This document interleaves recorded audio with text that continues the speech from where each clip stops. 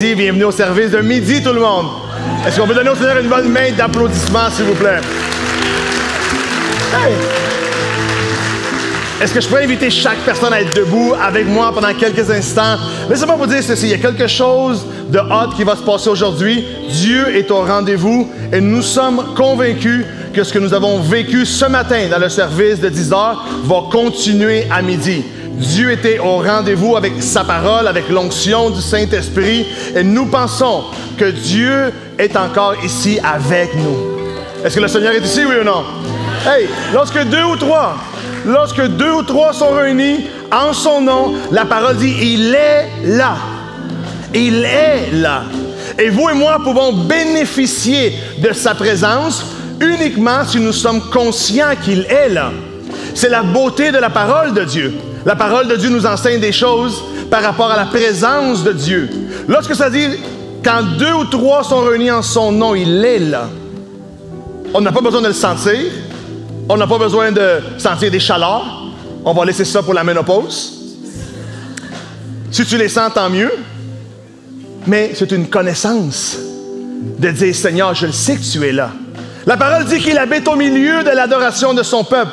Alors, hey, j'aimerais vraiment vous féliciter parce que la façon comment vous adorez Dieu, c'est impossible que Dieu ne soit pas ici. C'est impossible que Dieu ne soit pas ici. Félicitations pour votre adoration. Quand je m'en venais en chemin ce matin, je disais, Seigneur, je te remercie pour chacune des personnes qui vont venir à nos deux services aujourd'hui. Merci, Seigneur, pour l'opportunité de pouvoir être un instrument entre tes mains pour que tu puisses parler à travers nos bouches. Merci pour chaque volontaire qui fait en sorte que tout ceci soit possible, et pour chaque personne qui se déplace dans nos réunions, croyant que Dieu va faire quelque chose dans leur vie. Mais Seigneur, la chose que nous voulons le plus, c'est que ta présence soit là. Que la présence de Dieu soit ici. À quoi ça servirait qu'on soit tous ici, que la soie soit complètement remplie, que ça déborde, et que la présence de Dieu n'est pas ici? Notre plus grand désir, c'est d'attirer Dieu dans cette salle, sachant que s'il est là, tout devient possible. Si Dieu est ici, alors tout devient possible pour toi, tout devient possible pour toi, Laurie, tout devient possible pour toi aussi, pour toi là-bas, alors, pour toi là-bas en vert. Tout devient possible. Amen? Hey, pensez à ceci. Je le partageais ce matin. Et je disais, Jésus s'est promené dans tellement de villages, Jésus s'est promené dans tellement de villes, tellement de choses glorieuses qu'il a accomplies. L'histoire raconte qu'il est rentré à Nazareth, la ville où il est né, on l'appelle Jésus de Nazareth. Et là, il s'est manifesté là de façon singulière. Il ne s'est jamais manifesté ailleurs dans son ministère comme il s'est manifesté là. Il est arrivé, il a ouvert le parchemin d'Ésaïe et il a lu la prophétie. Et il a dit, l'Esprit de Dieu est sur moi pour annoncer la bonne nouvelle, pour guérir les malades. Et il a commencé à se décrire. Et il a dit, aujourd'hui, cette parole s'accomplit. Et il se décrit lui-même. Mais l'histoire dit qu'à Nazareth, on l'a poussé dehors. Il a été dans la région de Galilée, il a fait des choses incroyables là-bas. Enseigné, prêché. Il a été dans une ville qui s'appelle Jéricho. La parole dit qu'il est rentré là, il a enseigné, il a fait des miracles, il a fait des prodiges, des personnes ont été guéries, des gens restaurés, des vies changées. Et lorsque le service a terminé, on lui a dit, Seigneur, merci d'être venu. Merci pour les services, merci pour la guérison, merci pour les miracles, merci pour l'enseignement. On se voit la prochaine fois, tu es le bienvenu ici. Mais il a été dans une ville qui s'appelait Capernaum. Comment s'appelle la région? Capernaum. La parole dit que dans cette ville-là, lorsque eux savaient que Jésus s'en venait, ils sont tous sortis à l'entrée de la ville l'attendre. Que dans cette ville-là, chaque personne allait à l'entrée de la ville pour le voir arriver. La parole dit que dans cette ville-là, tous ont été guéris. Combien de personnes ont été guéries? La Bible dit que dans cette ville-là, tous ont été guéris. Il a fait un rallye de miracles et tout le monde a reçu son miracle. Ensuite, il est parti dans la maison. Pierre va le chercher et Pierre lui dit, Seigneur, toute la ville te cherche. Lorsqu'il a terminé ses devoirs là-bas, il a dit aux personnes, je m'en vais. Je dois continuer mon ministère. Il y a des besoins ailleurs. L'histoire raconte que les gens le retenaient. Que les personnes disaient, ne t'en va pas, reste ici avec nous. Reste avec nous. Et lui, il devait se pousser en douce pour pouvoir continuer. Même la Bible dit que les gens qui le remarquaient, qu'il partait avec lui. Jésus en a fait de cette ville-là le siège social de son ministère.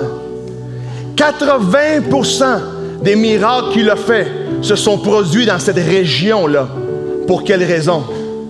Parce que les gens avaient faim de lui. Les gens avaient soif de lui. Nazareth lui a dit, c'est trop pour nous ça. Galilée l'ont accepté. Jéricho ont dit, merci Seigneur, reviens quand tu veux. Capernaum ne voulait pas le laisser partir. Capernaum disait, non, tu restes avec nous. Et si vous et moi, Église Essentielle, on est capable d'avoir le même cœur qu'eux autres, de dire, Seigneur, ne quitte pas, reste avec nous. Seigneur, reste avec moi, reste dans ma maison, reste dans ma vie, reste dans la vie de mes enfants, reste dans ma famille, reste dans mon entreprise, reste dans mon économie, reste dans mon cœur, reste dans mon esprit. Nous allons voir la gloire de Dieu comme eux l'ont vu aussi. Et je pense que ce dimanche, vous et moi, allons voir des choses glorieuses se produire dans nos vies encore. Parce que Dieu est encore Dieu, sa puissance n'a pas diminué, il est encore ici. La parole dit, il est le même hier, aujourd'hui et pour toujours. La seule chose qui a changé, c'est le désir des gens.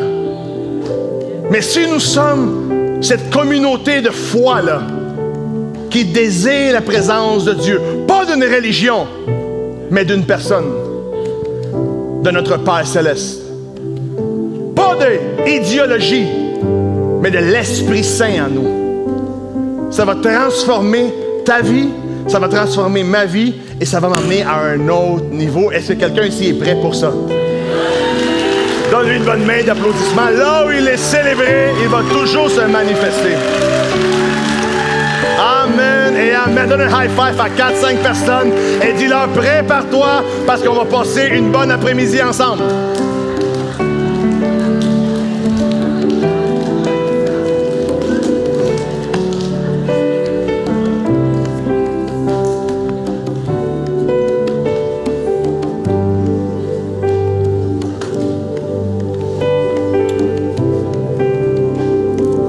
Félicitations à ceux et celles qui ont participé au Reset.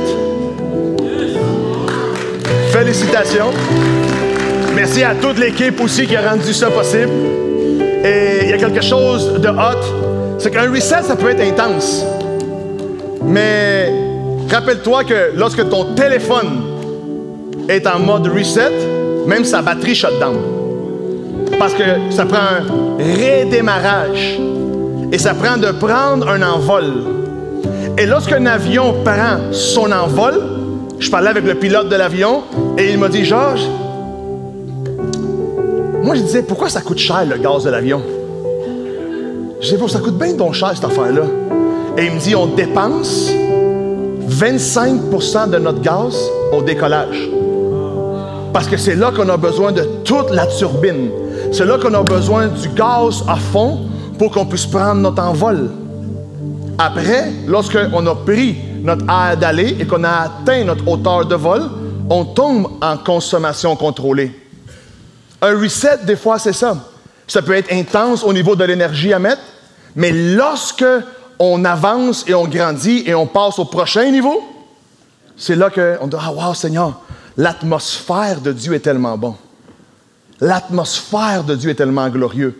Vivre dans un environnement où la présence de Dieu est là, c'est quelque chose d'incroyable. Sauf que, malheureusement, souvent, c'est des religions qui prédominent. C'est des idéologies qui prédominent au lieu que ce soit la présence de Dieu qui soit présente. Quand je regarde la parole de Dieu, j'en parlais hier au Reset, j'ai dit, les autres religions, où je vous ai la religion, ont des écrits, ont des livres écrits par une seule personne. Une seule personne a écrit le premier mot et le dernier mot. Nous, notre foi, c'est dans la parole de Dieu qui a été écrite par 40 auteurs dans une période de 1500 années. Des personnes qui ne se sont jamais rencontrées, jamais parlé, de différents statuts sociaux, qui sont ensemble et qui ont écrit que le Sauveur, c'est Jésus-Christ de Nazareth, qu'il y a un seul chemin et c'est lui. Alors, lorsque je regarde ce miracle-là, je me dis, comment se fait-il que 1500 années, 40 personnes, avez-vous déjà entendu parler de l'histoire du téléphone? Hey, appelle-lui, dis-lui telle chose. Et lui appelle elle et lui dit le contraire. Des fois, 3 personnes n'ont réussi pas à s'entendre. Moi, des fois, j'appelle quelqu'un, je dis, hey, amigo, hey, Alex, assure-toi que l'écran brille. Finalement, c'est la lumière qui s'allume là-bas. Je dis, qu'est-ce qui s'est passé? 3 personnes qui se parlent, on ne se comprend pas. Imagine, nous, on a 40 auteurs. 40 auteurs dans la parole de Dieu. 1500 années d'écart. Pas un appel après l'autre. 1500 années et tout conjugue ensemble de façon harmonieuse pour amener la parole de Dieu vivante et efficace dans notre vie. C'est quelque chose quand même. C'est le miracle de la parole de Dieu. Que Dieu est avec nous et pour nous. Et dans la parole, dans le Testament, il a écrit ses volontés pour nous. Et c'est excitant de découvrir ces choses-là. J'aimerais aussi prendre quelques instants pour vous envoyer les salutations de mon épouse Laura et aussi de Alexis qui sont actuellement en voyage humanitaire. Yeah, how beautiful is that? Avec une association qui s'appelle Compassion, Compassion. C'est à travers eux qu'on a pu travailler différents domaines, différentes donations qu'on a fait. On a envoyé des maisons préfabriquées dans le continent africain. 1400 maisons. 1400 maisons préfabriquées ont été envoyées là-bas. Et Laura aussi, elle a voulu contribuer au développement parce que là-bas, à travers cette société, on est capable de pouvoir aider à des projets spécifiques pour rendre leur vie meilleure. Et des villages là-bas ne disposent pas aujourd'hui tous d'eau potable.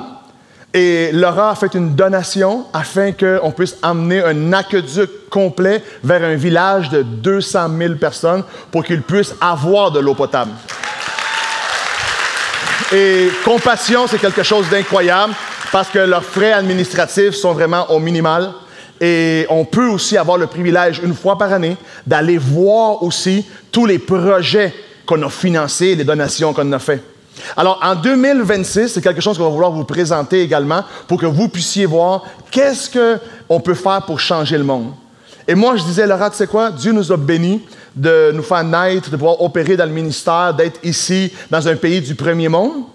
Et je disais, Seigneur, on veut aussi aider nos frères et sœurs qui sont dans d'autres continents, dans d'autres réalités, afin qu'eux aussi puissent avoir un niveau de vie acceptable. Et c'est tellement drastique parce que Laurent me disait, tu es capable de voir la vie d'un enfant, d'une famille qui reçoit de l'assistance versus une famille qui ne reçoit aucune assistance. Tu te promènes dans la rue et seulement en les regardant, tu es capable de savoir qui reçoit de l'aide, qui ne reçoit aucun support. Et j'aime parce qu'il y a des programmes qui ont été montés afin de ne pas aller pécher pour eux, mais de leur montrer comment pécher.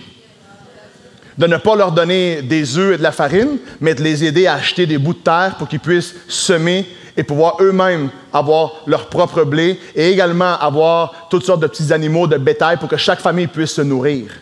Alors, c'est quelque chose d'incroyable. Et tu sais quoi? Moi, je remercie Dieu pour ça parce que pas tout le monde a les mêmes opportunités, mais tout le monde peut aider. Tout le monde peut aider. Alors, merci Seigneur pour cette opportunité-là. Elles sont là actuellement, elles reviennent la semaine prochaine et je pense que quelque chose de bon va se passer par là. La Bible dit, celui qui donne un verre d'eau à un de mes petits, Dieu va le récompenser dans ce monde et dans le monde à venir. C'est pour ça que la parole dit que le cœur généreux va toujours être béni. Toujours être béni. Il y a une des choses qui est incroyable dans la parole, c'est la générosité de Dieu. La Bible dit, il a tellement aimé qu'il a donné son Fils. Il a tellement aimé qu'il nous a bénis. Il nous aime tellement qu'il nous a créés justement pour qu'on ait une vie de bénédiction. Et ça me réjouit de pouvoir avoir l'opportunité de partager ces choses-là avec vous. Et moi, je suis excité pour ce dimanche-ci, mais je suis très excité pour dimanche prochain aussi. Parce que dimanche prochain, c'est un dimanche de miracle, de guérison, de présence du Saint-Esprit. Alors moi, j'aimerais vous aider à simplement marquer dans vos agendas, réfléchissez à quelles sont les personnes que vous pouvez inviter, venir recevoir de Dieu, parce que Dieu guérit encore aujourd'hui. Parce que Dieu fait encore des miracles encore aujourd'hui. Combien de vies ne sont pas changées grâce au fait que Dieu guérit, que Dieu opère des miracles, que Dieu pourvoit, des situations familiales complètes. Je parlais avec une famille qui avait reçu une guérison de leurs enfants. Il m'a dit, pasteur, moi je suis tellement reconnaissant envers Dieu. Toute l'atmosphère de notre maison a changé. Quelle bénédiction que la science ne pouvait rien faire pour notre enfant et une touche de Dieu a changé son histoire. Et maintenant, on profite de le voir. On n'est plus dans le souci de est-ce qu'il va bien aller, est-ce que ça va empirer, est-ce que les choses vont être difficiles ou est-ce qu'il va aller comme Dieu désire. Et lorsque Dieu l'a guéri, ça a changé l'atmosphère. La présence de Dieu change l'atmosphère. La présence de Dieu change les réalités dans lesquelles nous vivons. La semaine dernière, qui était là la semaine dernière? Je peux voir les mains de ceux qui étaient là la semaine dernière? J'ai partagé sur 3 choses. 3 choses que je pense sont vitales au bon fonctionnement d'une vie chrétienne. Je disais qu'il fallait s'aligner avec notre façon de parler.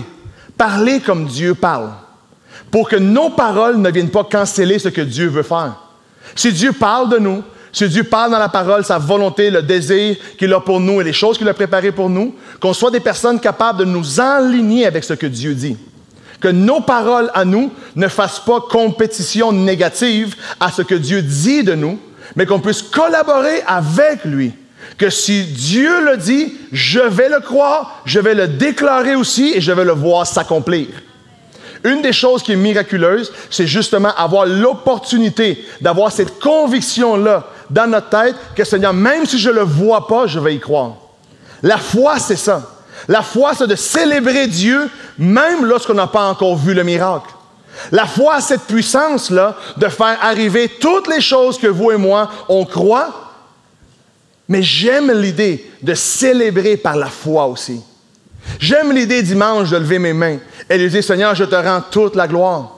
Parce que, Seigneur, je crois que tu peux faire quelque chose dans ma vie, que tu veux opérer une transformation interne et que tu veux aussi agir à l'extérieur. C'est pour ça que Dieu nous a fait des promesses. Mais regardez bien ceci. Une des choses que j'ai saisies, c'est que adorer Dieu et le remercier pour le miracle, avant de voir le miracle, c'est de la foi active. C'est quoi? La foi active. Vous et moi, on lit dans la parole de Dieu que Paul et Silas étaient en prison. Et que lorsqu'ils étaient en prison, à minuit pile, les chaînes ont tombé. Les portes se sont ouvertes. Et un miracle s'est produit. Et lorsque je regarde ça, et je vois des miracles, je dis, wow, Seigneur, quelle puissance tu as de briser des chaînes. Quelle puissance tu as d'ouvrir, Seigneur, la porte des prisons, de libérer les captifs, de briser les addictions, d'ouvrir des nouvelles portes. C'est incroyable. Mais je suis de ceux et celles, plus de ceux, je suis de ceux qui aiment regarder quel a été le parcours pour arriver au miracle. Moi, les gens me disent toujours, j'aimerais avoir ce que tu as. Peu de gens me disent, qu'est-ce que tu as fait pour arriver là? Parce que le parcours est là.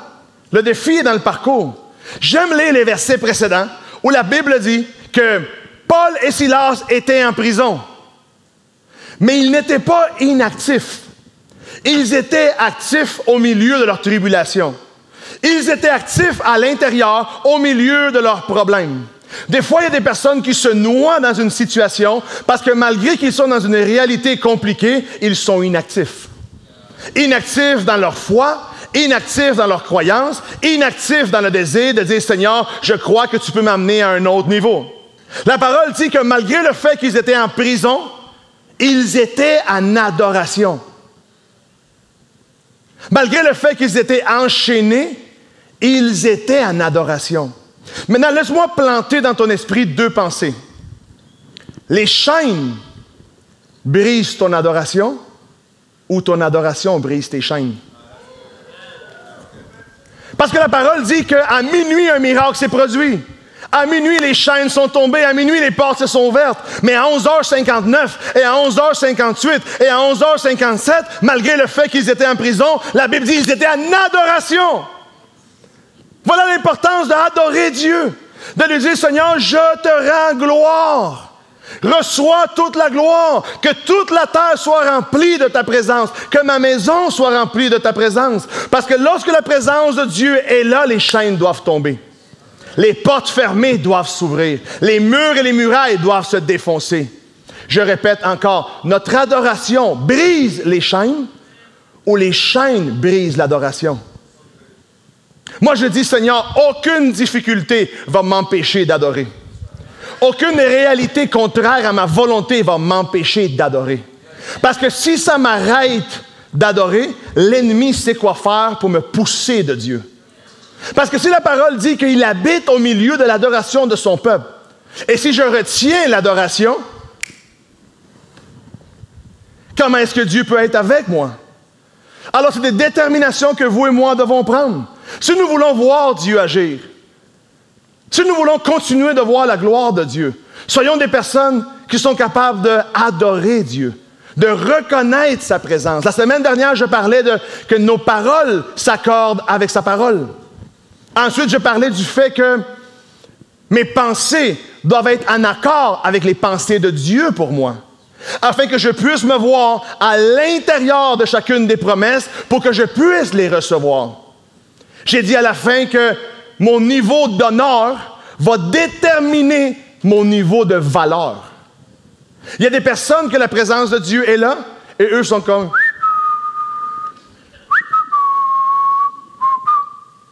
Ils attendent que quelque chose se passe. Non, tu ne comprends pas. Pour que quelque chose se passe, tu ne dois pas attendre, tu dois te connecter. C'est pour ça que j'aime être en avant ici. J'ai dit, Seigneur, moi, peu importe ce qui se passe dans ma vie, mon adoration n'est pas conditionnelle. Mon adoration est une conviction. Et je viens, j'adore Dieu, je lève mes mains. Et j'ai montré à mes enfants comment faire ça aussi. Parce que j'ai dit, moi et toute ma famille, on sert Dieu. Moi et toute ma famille, on sert Dieu.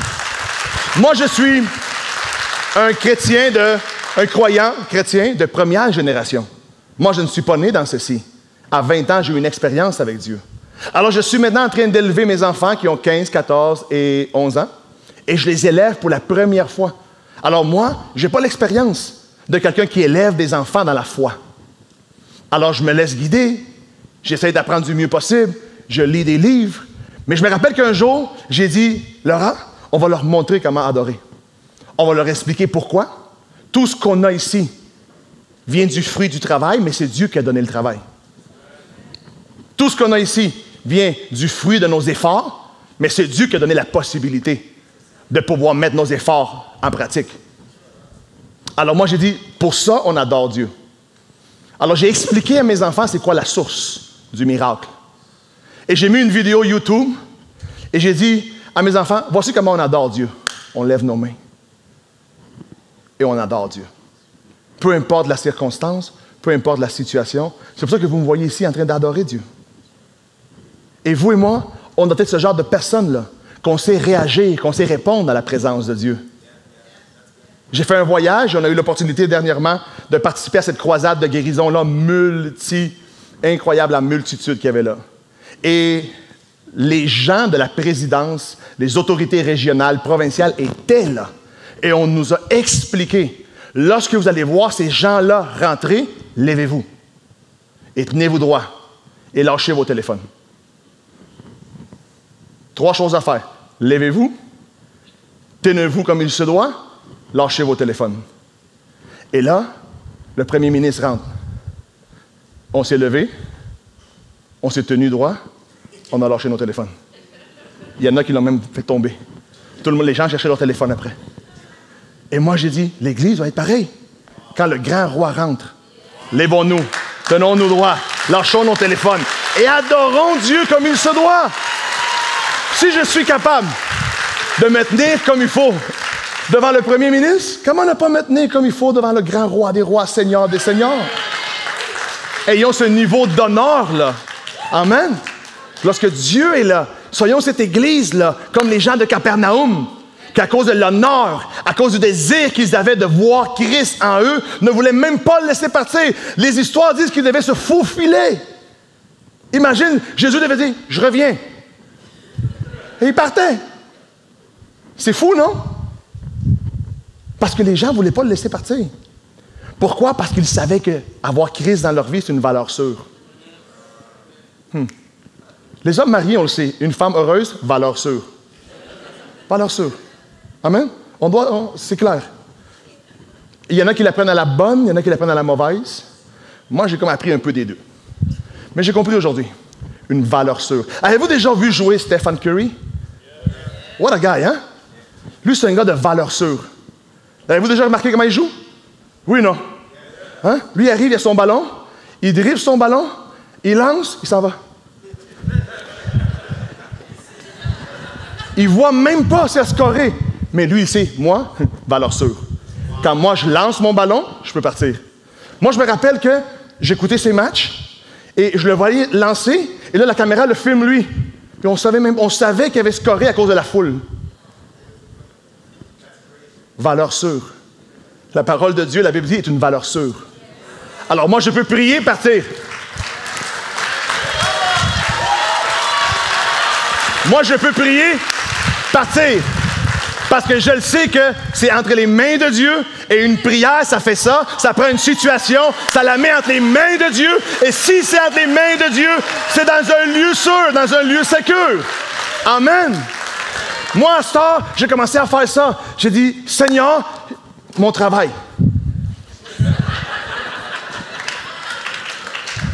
Et je m'en fais plus. Seigneur, ma femme. Hein? Pourquoi? Parce qu'on est sûr, la Bible dit, c'est une foi certaine. Celle que vous et moi avons, c'est une foi certaine. Les autres religions parlent d'une probabilité.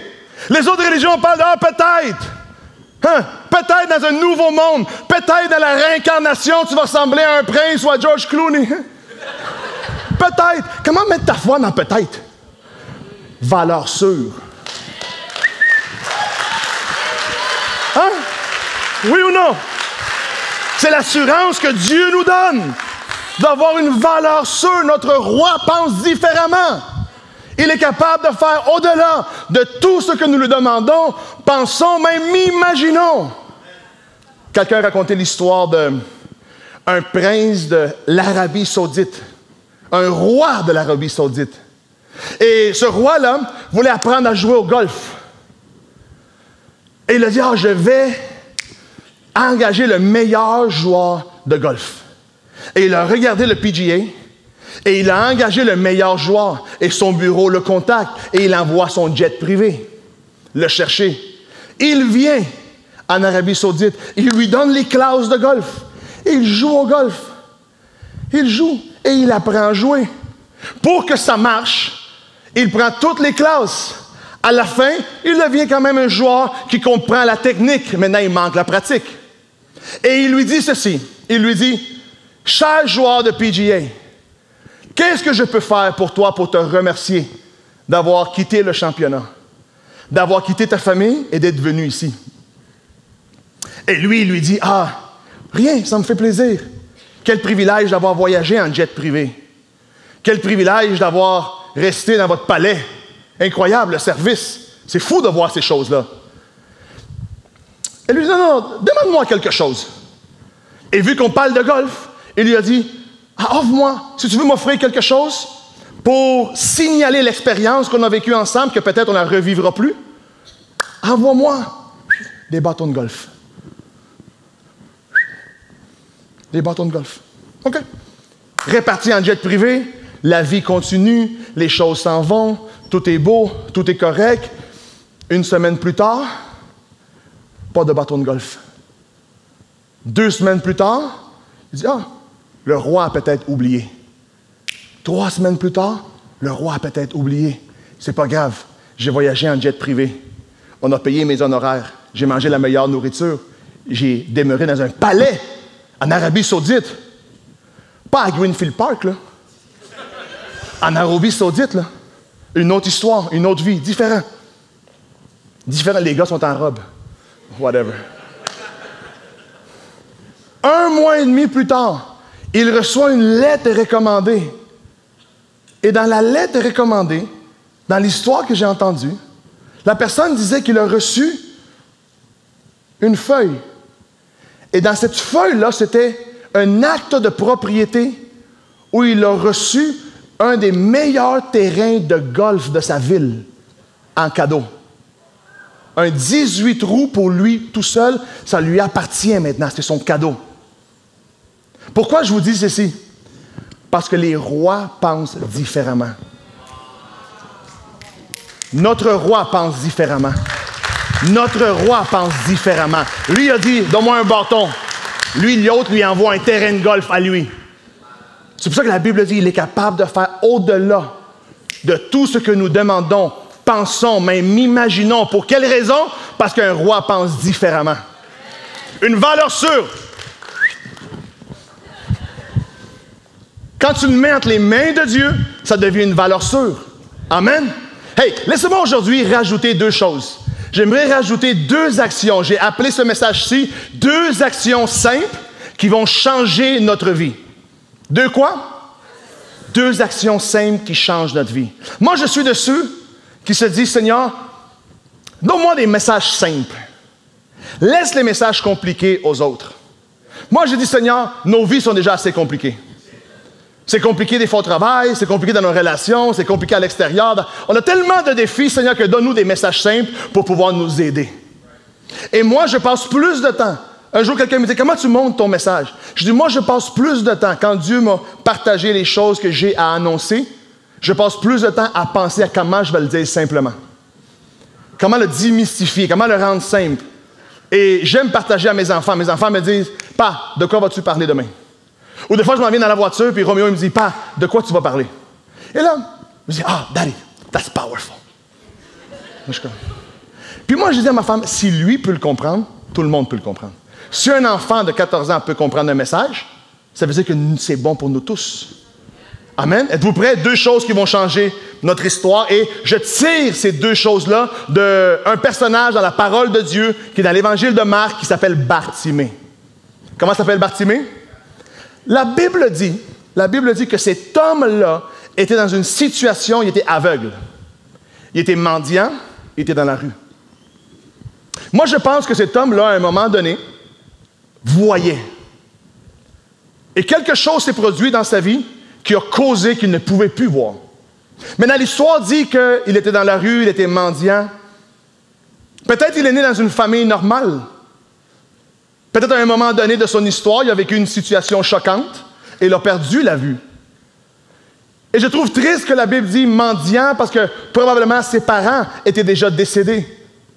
Probablement ses parents ne pouvaient plus prendre soin de lui, alors il était dans la rue, à la merci de quiconque voulait faire quelque chose pour lui, à la merci de quiconque pouvait lui donner un morceau de pain ou lui lancer quelques pièces dans son chapeau. Mais quelque chose nous fait comprendre qu'étant dans la ville de Jéricho, il avait entendu parler de Jésus.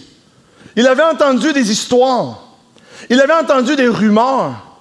Quelque chose se passait. Jésus-Christ était là. Malgré sa difficulté de voir, malgré sa difficulté sociale, malgré le fait que c'était quelqu'un qui était dans la rue, il avait entendu parler de Jésus. Et voici comment il réagit. J'aimerais lancer une proposition. Le diable n'a aucun problème avec le fait que vous veniez à l'Église. Le diable a un problème avec ceux qui lèvent les mains. Il n'y a aucun problème sur le fait de connaître les histoires. Le problème, c'est lorsque tu crois dans l'histoire. Il n'y a aucun problème avec connaître l'histoire de Jésus. Le problème, c'est lorsque tu crois au Jésus de l'histoire. Parce que c'est là que les choses commencent. C'est là que les choses deviennent excitantes. Regardez ce que ça dit. Dans Marc 10, versets 46 jusqu'au 53. Êtes-vous prêts? Et ils arrivèrent à Jéricho. Et lorsque Jésus en sortit avec ses disciples, et une assez grande foule, le fils de Timée, Bartimée, mendiant aveugle, était assis au bord du chemin.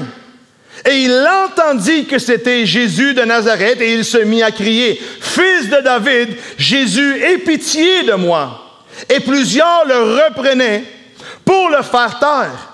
Mais il criait beaucoup plus fort, « Fils de David, aie pitié de moi! » Jésus s'arrêta et il dit ceci, « Appelez-le! » Et ils appelèrent l'aveugle en lui disant, « Prends courage, lève-toi, il t'appelle. » L'aveugle, jetant son manteau et se levant d'un seul bond, s'approche de Jésus. Et Jésus, prenant la parole, lui dit ceci, « Que veux-tu que je fasse? » « Rabouni, lui répondit l'aveugle, « que je recouvre la vue. » Et Jésus lui dit, « Va, ta foi t'a sauvé. » Et aussitôt, il recouvra la vue et il suivit Jésus dans le chemin.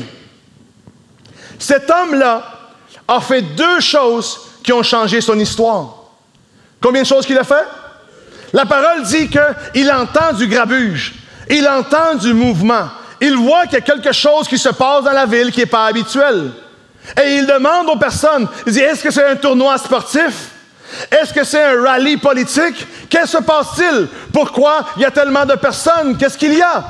Il ne voyait rien, mais il l'entendait. J'aimerais te dire ceci. Peut-être aujourd'hui, tu ne vois pas grand-chose dans ta vie, mais continue d'entendre la parole. Continue d'entendre la parole. Parce que si tu continues d'entendre la parole de Dieu, la parole va produire la foi, et la foi va produire un miracle. J'aime que cet homme-là s'interroge. Et quelqu'un lui dit, non, non, c'est Jésus-Christ de Nazareth. Et l'histoire me fait comprendre qu'il avait probablement entendu des histoires de guérison que Jésus avait opérées dans la région de Galilée. L'histoire me fait comprendre qu'il avait probablement entendu que hier ou avant-hier, durant le séjour de Jésus dans la ville de Jéricho, il avait opéré des miracles incroyables.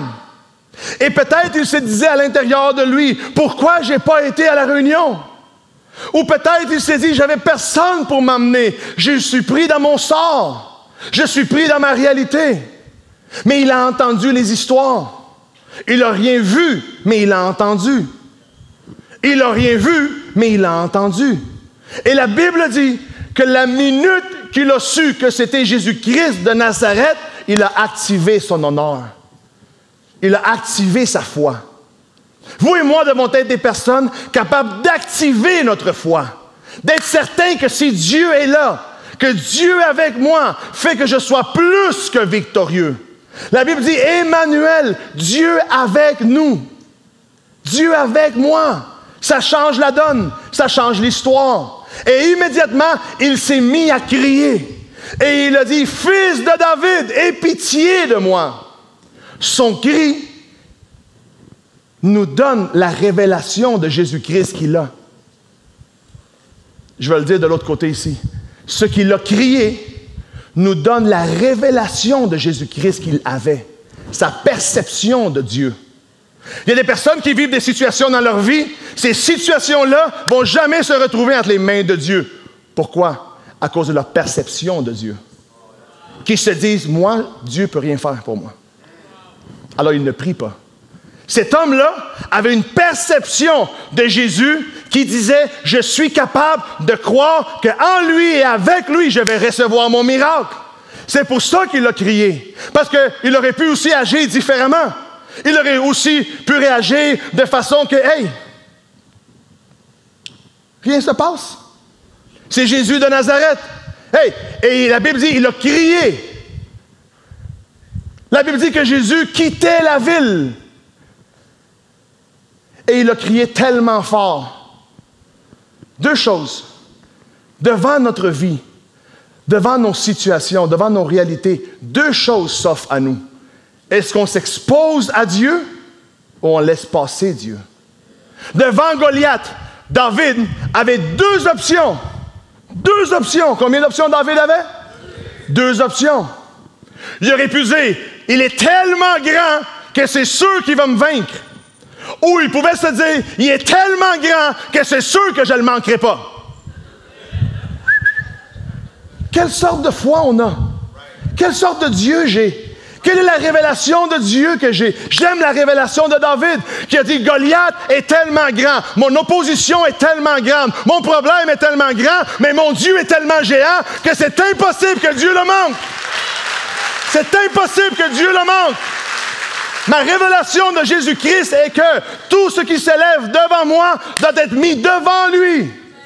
Et devant moi, ça peut sembler fort, mais devant lui, il va être vaincu. Une valeur sûre. J'ai une révélation sûre de qui est mon Dieu.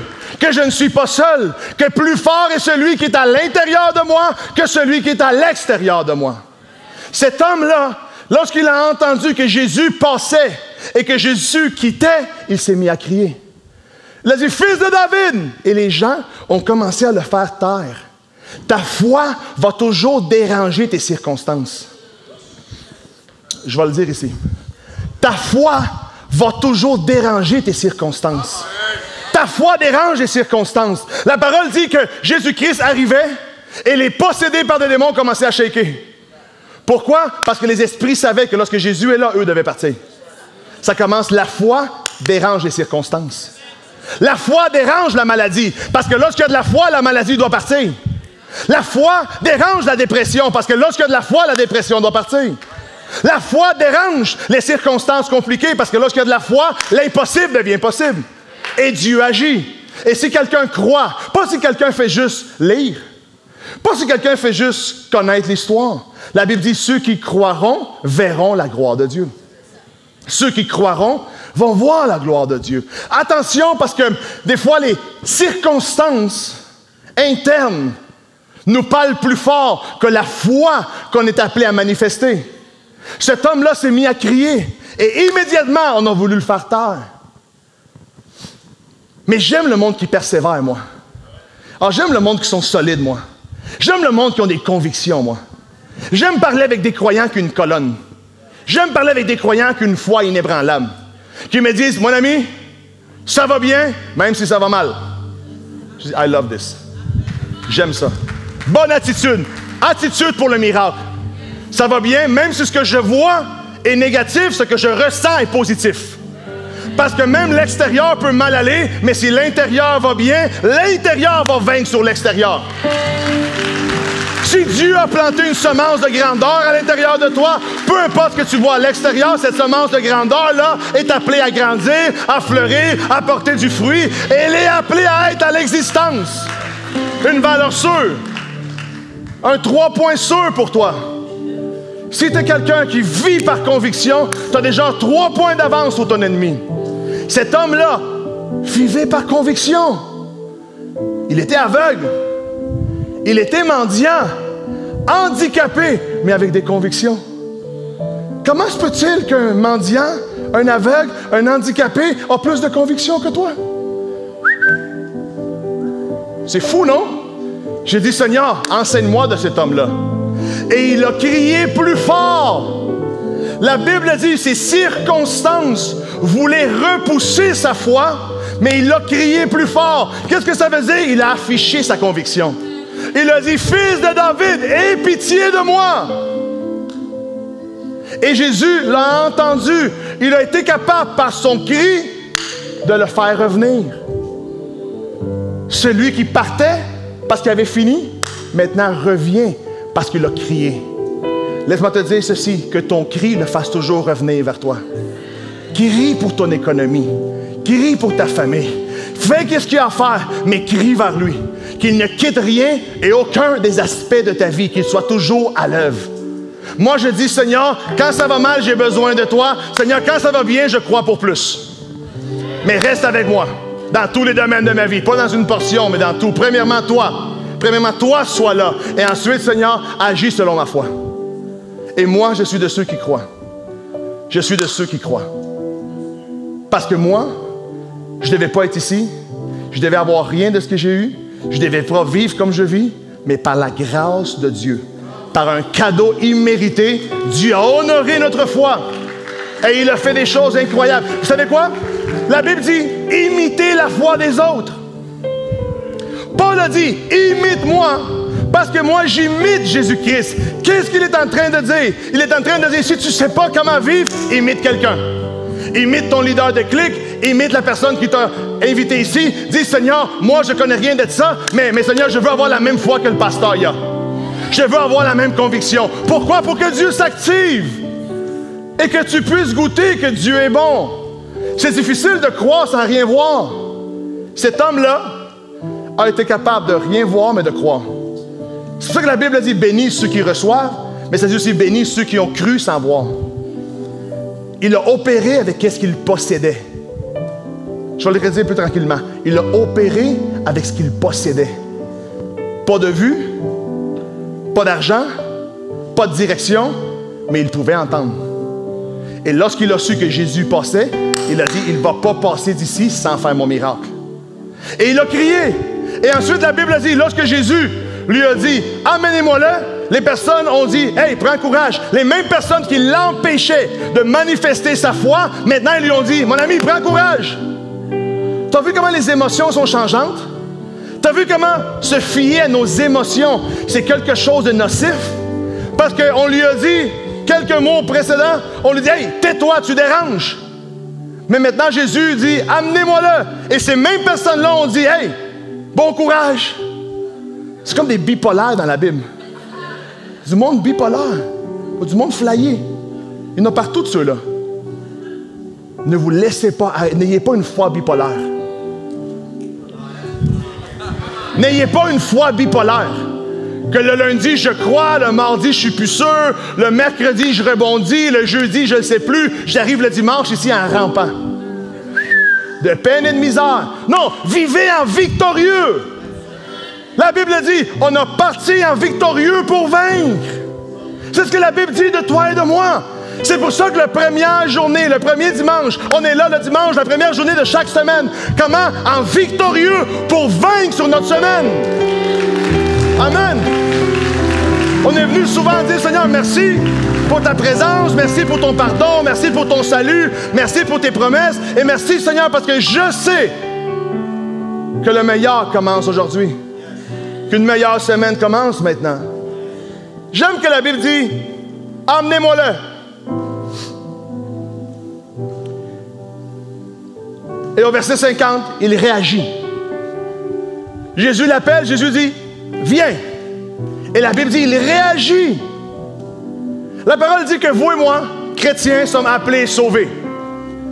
On est très fort à croire qu'on est sauvés, que nos péchés sont pardonnés. Mais la Bible dit aussi qu'on a été appelés.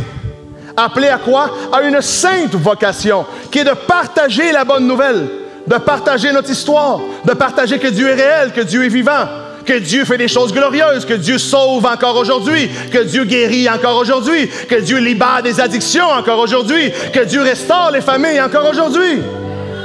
Sauvé et appelé. Église essentielle, vivons les deux. On est sauvés. Merci Seigneur pour ça, mais vivons notre appel aussi. Appelés à aimer Dieu, appelés à aimer les gens, à prier pour 7, 8, 9 personnes de notre entourage, aller les chercher, leur partager notre histoire en Dieu, partager la parole de Dieu, aller au collège essentiel, apprendre à vivre ma chrétienté de façon efficace, ensuite apprendre à servir Dieu, à ouvrir ma clique, à aller aussi amener les gens en reset, travailler dans l'ensemble de ce que Jésus-Christ vous a appelé à vivre. À pas seulement consommer l'Église, mais à vivre dans l'atmosphère de l'Église. De voir tout ce que Dieu a pour vous. J'aime que la parole dit ceci. Et d'un seul bond, il s'approche de Jésus. Jésus l'a appelé, il jette son manteau. Le manteau était quelque chose qui parlait de son statut social. Lorsqu'on voyait quelqu'un avec un manteau par terre, les autorités ne pouvaient pas l'enlever. On ne pouvait pas lui dire « rentre chez toi » parce que le manteau voulait dire qu'il n'y avait pas de chez lui. Le manteau était une étiquette sociale qui laissait savoir à tout le monde c'est un mendiant, c'est un aveugle, c'est quelqu'un dans un besoin extrême. Ne lui compliquez pas plus la vie, le manteau voulait dire ça. J'aime que la minute que Jésus l'a appelé, il a jeté son manteau. C'est-à-dire qu'il laissait son passé derrière lui pour embrasser sa destinée. Et vous et moi devons vivre comme ça. Laissons en arrière notre vieille nature et vivons maintenant dans la nouveauté de Dieu pour nous. Vivons maintenant en sachant que Dieu est pour nous et avec nous. Laissons en arrière les choses, laissons en arrière les étiquettes, laissons en arrière l'incrédulité, laissons en arrière le doute, laissons en arrière les craintes, laissons en arrière toutes les choses qui nous séparent de Dieu et embrassons l'appel. Parce que la parole dit « tous ont été appelés ».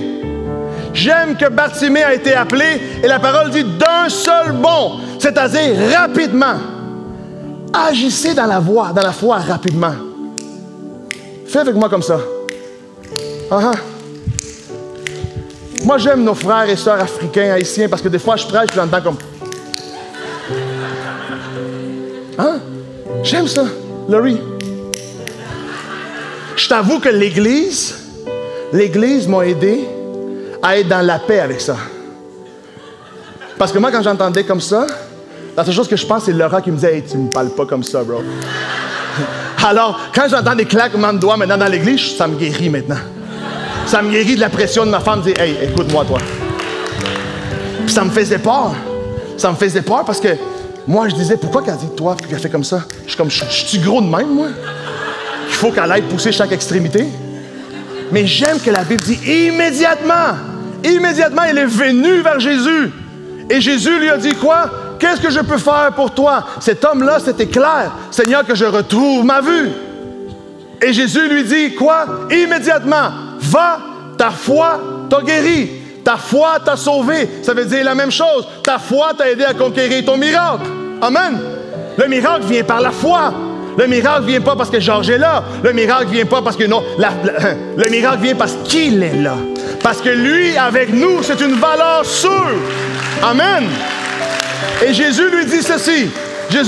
Voici comment ça finit, voici comment je finis aujourd'hui. Verset 53. Aussitôt, il recouvra la vue et suivit Jésus dans le chemin. J'aime qu'au verset 50, Jésus lui dit, va. Verset 52, pardon. Verset 52, Jésus lui dit, va. Ta foi t'a sauvé. Verset 53, la Bible dit, il est resté avec lui. J'aime que Jésus nous donne le choix, on est tous là par notre propre volonté, que les portes sont débarrées. Personne n'est obligé. Mais tout le monde est ici parce qu'on est touché par un Dieu surnaturel. Amen. Jésus lui dit, va. Et la Bible dit que lui s'est mis à suivre Jésus. J'aime le monde qui revient, moi. J'aime le monde qui suit. Parce que lorsque tu suis, tu reçois plus. La Bible dit, et il s'est mis à suivre Jésus dans le chemin. Il a suivi qui? Il s'est mis à suivre qui? Il s'est mis à suivre Jésus, pas les miracles. Il s'est mis à suivre Jésus, pas les bénédictions. Il s'est mis à suivre Jésus, pas les promesses. Parce qu'il savait que s'il cherchait premièrement le royaume de Dieu, tout le reste allait rajouter. Il a compris la formule. Il avait compris la formule. S'il est là, tout devient possible. Si Jésus-Christ est là, tout devient possible. Cherche premièrement sa présence et toutes les bénédictions vont être rajoutées par la suite. Sois pas un chrétien bizarre. Sois pas un chrétien weird. Que tu courroies les bénédictions au lieu de courroyer celui qui bénit. Êtes-vous avec moi? Cet homme-là a fait deux choses. Il a crié. Il a persévéré. Même quand on a voulu le faire taire, il a crié, il a dit, Seigneur, non! Si Jésus-Christ est là, mon miracle va arriver. Ma vie va changer. Je vais aller de gloire en gloire, de victoire en victoire. Je vais être la tête et non la queue. Je vais être en haut et non en bas. Je vais être dans la bénédiction et non dans la malédiction. Parce que Jésus-Christ est là. Ça vaut la peine de prier une deuxième fois, laissez-moi vous dire. Ça vaut la peine de ne pas se décourager. Ça vaut la peine d'essayer encore. Ça vaut la peine de rêver encore. Ça vaut la peine de vivre encore avec lui. Cet homme-là, imagine que la première fois, quand le monde lui aurait dit « Hey, tais-toi! » Il aurait dit « OK. » Il a prié une deuxième fois. Ça m'enseigne que, hey, ça vaut la peine de revenir à la charge. Ça vaut la peine de croire encore. Ça vaut la peine.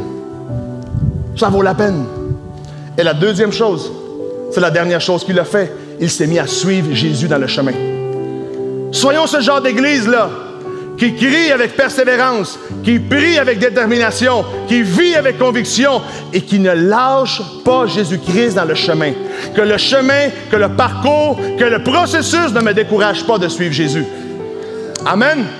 Deux choses simples. La première, c'est quoi?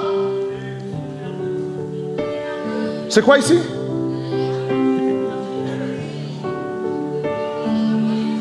Je vais recommencer mon message, moi qui allais vous laisser passer. La première chose, crie encore. Crie encore. Église, crie encore pour ton miracle. Crie encore pour ton rêve. Maman, prie encore pour ton fils. Monsieur, priez encore pour votre femme. Hey, priez encore pour vos entreprises. Priez encore pour vos projets. Priez encore pour votre santé. Priez encore pour chaque chose qui vous tienne à cœur. Et la deuxième chose, suivez Jésus-Christ dans le chemin. Suivez votre chemin. Revenez vers lui. Revenez chaque semaine l'adorer, apprendre de la parole de Dieu. Tous les jours, prenez ce temps-là de prière, de vous exposer à la présence de Dieu et vivez une vie transformée par lui. Au nom de Jésus, amen et amen. Est-ce qu'on peut donner au Seigneur une bonne main d'applaudissement? J'aimerais vous inviter à être debout avec moi, s'il vous plaît. Est-ce qu'il y en a qui ont reçu quelque chose cet après-midi? Let's go, church. Nos meilleurs jours sont devant nous. J'aimerais vous dire ça en toute conviction, comme ça serait un lancer de Stephen Curry. Nos meilleurs jours sont devant nous. Au nom de Jésus. Cette église-là va influencer. Ta vie va être une influence. Ta vie va être un exemple pour tellement de gens. Des choses glorieuses vont arriver. Et je suis convaincu et excité de voir tout ce que Dieu va faire. Est-ce qu'il y a du monde convaincu et excité ici aussi? Cette semaine, deux choses. Déterminez quelles sont les choses pour lesquelles vous devez prier encore. Et suivez le Seigneur dans le chemin. Et si celui qui opère des miracles est avec vous, valeur sûre. Priez, allez vous cacher et attendez le miracle. Amen? Hey, est-ce que je pourrais voir les mains de ceux et celles qui sont ici pour la première fois aujourd'hui? Ceux qu'on vous a invités aujourd'hui et vous avez pris là. Hey, merci, merci, merci là-bas. Merci. Merci de ce côté-là ici. Hey, just wave your hands a little bit. Merci, merci, merci. Merci en arrière. Hey, en vert. Merci beaucoup. À côté aussi. Thank you. Hey, permettez-moi de faire une prière spéciale pour ceux et celles qu'aujourd'hui vous nous visitez pour la première fois. Je m'excuse pour mes cris. Mais moi, je suis passionné par cette histoire-là. Que Dieu agit, que Dieu fait des choses glorieuses. Si tu saurais d'où je viens, tu comprendrais pourquoi j'applaudis. Si tu saurais d'où je suis sorti, tu comprendrais pourquoi j'adore Dieu. Si tu verrais ce que Dieu a fait en moi, tu comprendrais tout. Mais moi, aujourd'hui, j'aimerais donner l'opportunité à ceux et celles qui nous visitent pour la première fois, que vous aussi, vous puissiez vivre une vie excitante en Dieu. Imagine cet homme-là, aveugle, mendiant, sans rien, handicapé, frappé par des étiquettes sociales dégueulasses. Et Jésus passe et il change son histoire. Qu'aujourd'hui, tu ne sors pas d'ici sans la possibilité que ton histoire puisse être changée aussi. La parole dit, mettez-moi à l'épreuve et goûtez si je ne suis pas bon. Goûtez combien Dieu est bon. Et c'est super simple. Ça commence à travers une prière. Alors, j'aimerais pouvoir prier pour ceux et celles qui nous visitent aujourd'hui pour la première fois. Et aussi pour ceux et celles que peut-être tu visites notre église aujourd'hui pour la première ou deuxième fois. Tu as eu déjà une expérience avec Dieu, tu as déménagé, tu es rendu à Montréal maintenant. Ou peut-être tu as été déconnecté pour quelque façon, quelque raison que ce soit. Et aujourd'hui, tu veux t'approcher de Dieu. J'aimerais prier pour ces deux groupes de personnes-là. Et afin que toute l'église, nous on a pris cette décision-là, que personne ne prie seul, mais que nous on prie pour tous. Amen? Parce que lorsque 2 ou 3 sont réunis, Dieu est là. L'union, l'accord est un lieu de puissance. Alors moi, j'aimerais demander à ceux qui nous visitent pour la première fois aujourd'hui et ceux qui veulent se reconnecter avec Dieu, de sortir de vos rangées et de seulement me rejoindre sur la rangée du milieu ici, afin qu'on puisse prier spécialement pour vous.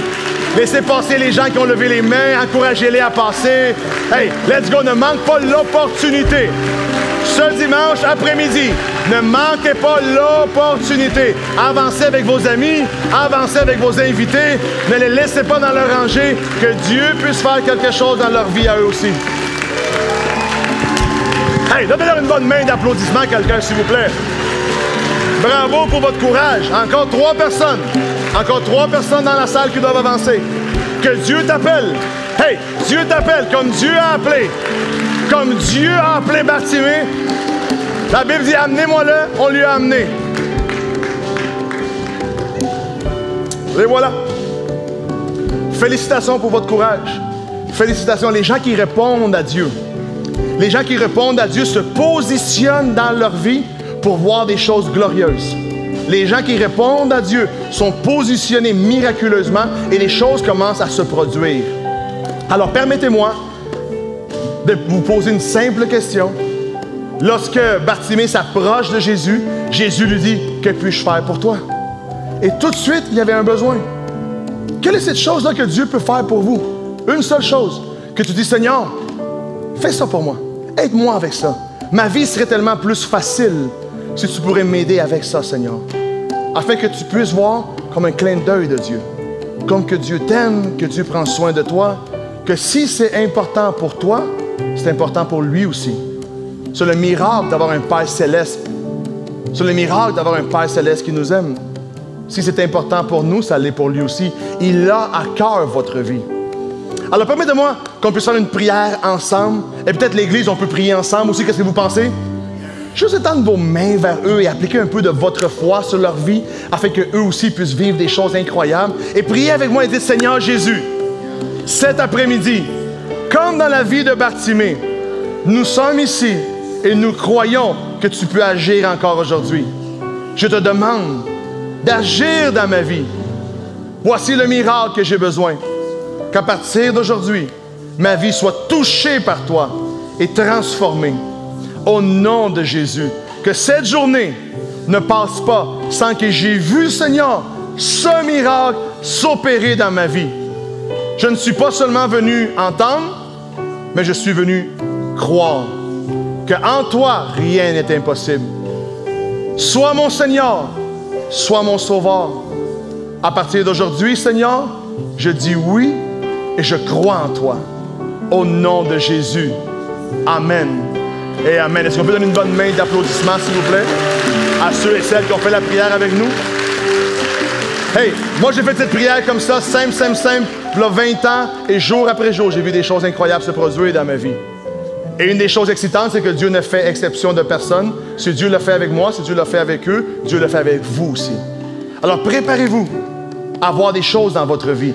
Et en plus, pour vous remercier d'être venu aujourd'hui, et je vous réinvite à revenir aussi, comme cet homme-là, à suivre le parcours pour continuer à comprendre, à apprendre.